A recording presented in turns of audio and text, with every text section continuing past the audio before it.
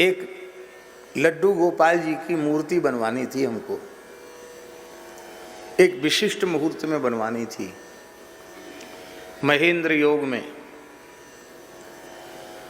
तो वो योग जब ज्योतिष के अनुसार आया तो हमारे एक संत हैं परमहंस जी, उनके साथ हम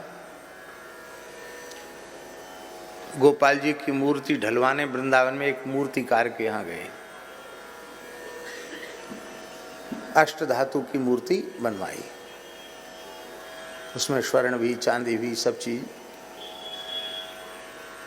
पीतल भी हम ही लोग ले गए थे। तो उसने खोलाया, सुहागा डाल के गरम किया, खोलाया, महाराज एकदम पानी जैसा हो गया, जैसे दाल चलाती ना माताएं, ऐसे चमचा से चलावे, ऐसे करे, एकदम चमकता हुआ गरम गरम पिघली हुई धातु। और उसमें कुछ कुछ ऐसे ऐसे कचड़ा जैसा ऊपर आवे तो वो मूर्तिकार चिमटी से पकड़ पकड़ के उसको फेंक दे। वो थोड़ी देर में पहले तो लाल लाल गिरे, क्योंकि गरम एकदम अग्नि जैसा, थोड़ी देर में एकदम काला काला जैसा, कीच जैसा हो जाए। हमने कहा भाई ये तुम क्या निकालते हो?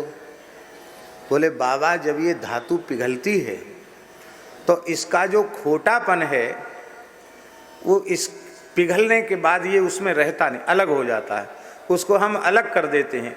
अब ये जो मूर्ति ढलेगी वो एकदम शुद्धतम धातु की मूर्ति ढलेगी, इसमें कोई खोटापन नहीं है। हमको एक बात समझ में आ गई कि ऐसे ही विषय जो है चित्त में प्रविष्ट होता है, और जब चित्त पिघलता है श्री ठाकुर जी का ध्यान करते करते, भगवत दर्शन की व्याकुलता में चित्त द्रवीभूत होता है और भावना के सांचे में ढलता है, तो संत सद्गुरुदेव ही उस सांचे में ढालने वाले हैं।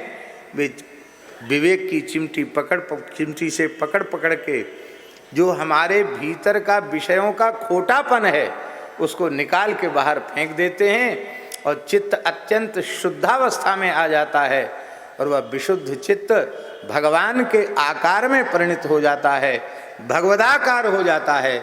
इस चित्त का भगवदाकार होना ही मोक्ष है, और इस चित्त का विषयाकार होना ही बंधन है।